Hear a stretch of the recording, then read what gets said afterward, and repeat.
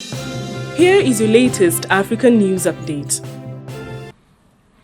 Madam President, Secretary General, Your Excellencies, Ghana salutes the historical significance of your election to preside over this 73rd session of the General Assembly as the first female Latin American. Today, we continue to be faced with the stark reality that resolutions, norms, and any number of votes in the Security Council and General Assembly mean nothing without the political will to enforce them. We are still to come to terms with what the role of our organization should be. Should it just be a club of nation-states that exists to look after their own interests? What of its constitution, by we the peoples, as declared in its founding document? Does the theme we have chosen for this assembly have any relevance in real life? And do we want to make the United Nations relevant to all people? Do we want an organization that ensures shared responsibilities for peaceful, equitable, and sustainable societies? Or should it remain the place to pass resolutions that are ignored with impunity? Madam President, when some of the nations of the world gathered in San Francisco 73 years ago and signed the landmark document that created this organization, it was a very different world from what we have today. And I do not refer only to the difference in the numbers in the room on that occasion, nor the difference in the mode of travel that brought the leaders to that meeting and the jet planes that have brought all of us to New York this week. Nor do I refer to the tweets by which we communicate now and the elegant handwriting that they employed back in 1945. I refer to the theme we've drawn up for this General Assembly and wonder if it would have been comprehensible to that group in San Francisco. It is a different world we currently live in, and we should accept that this organization must change to suit contemporary needs. Today, as we speak, a trade war is being stoked between the two largest economies of the world. The consequences will affect those who have had no say, including small countries like Ghana. These events provide proof, if some were needed, that ours is an interdependent world.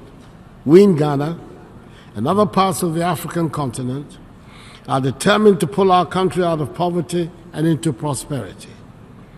We do not think that a nation needs to remain poor or become poor for others to become prosperous. We believe that there is room and there are enough resources on this planet for all of us to be prosperous. But it does mean that the rules and regulations that we fashion to guide our dealings with each other have to be respected by all of us.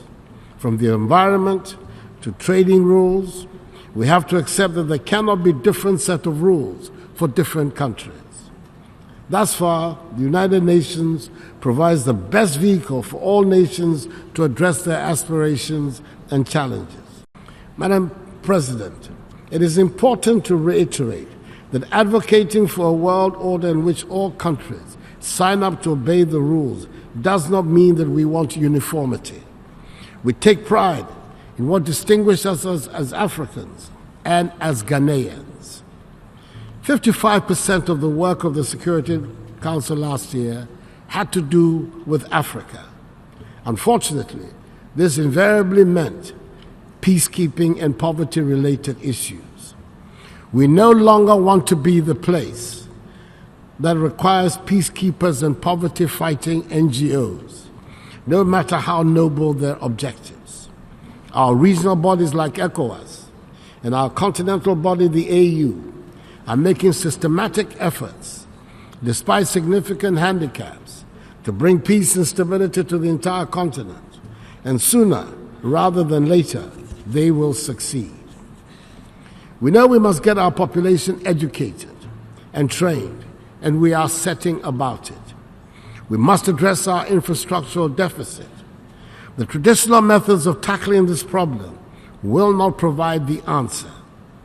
We're looking for new ways to resolve it. Ghana, like many countries in Africa, is forging relations with China to make arrangements to help address part of our infrastructure deficit.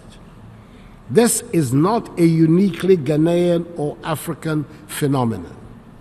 It has not been lost on us that the developed, rich, and well-established countries have been paying regular visits to China and seeking to open new economic ties and improve upon existing ones. It is also not lost on us that a lot of anxiety is being expressed about the possibility of a recolonization of the African continent by a new power. We should indeed learn from history. Today, the former victim of Western Railways imperialism is lending billions to countries throughout Africa, Asia, and Europe to construct not only railroads, but also highways, ports, power plants, and other infrastructure, and many businesses. The historical echoes are certainly worrisome, but yes, surely we must and can learn from history. We in Ghana must build roads, bridges, railways, ports, schools, hospitals, and we must create jobs to keep our young people engaged. It is obvious to us that the development trajectory we have been on for many decades is not working. We're trying a different one, and we would appreciate the support and goodwill of the world, especially in helping to stem the huge flow of illicit funds from the continent. It is in everybody's interest that we who are counted amongst the poor of the world make a rapid transformation from poverty to prosperity. We are determined in Ghana, and increasingly in more and more parts of Africa, to chart our own path to prosperity and pay our own way in the world. We are no longer interested in being a burden on others. We will shoulder our own responsibilities and build societies and nations that will be attractive to our youth. We have the necessary sense of enterprise, creativity, innovation, and hard work to engineer this transition. Hence our vision of a Ghana beyond aid, indeed, of an Africa beyond aid. Madam President, it is equally important that the United Nations is reformed to be able to preside over this changed and changing world to which we all aspire. The powerful nations must be willing to adapt to the changes to make our world a better place. After all, we all inhabit the same planet, and we all owe the same duty of care to ensure its survival. The African Common Position on UN Reform, as expressed in the Eswatini Consensus, remains the most comprehensive proposal for reform of the United Nations, particularly of the Security Council. It is time the global community endorsed it to create a modern United Nations fit for purpose in our time. May God bless the United Nations and us all. And thank you for your attention. Do you have any African news tips? Let us know in the comments below. Thanks for watching, and please subscribe to get the latest African news.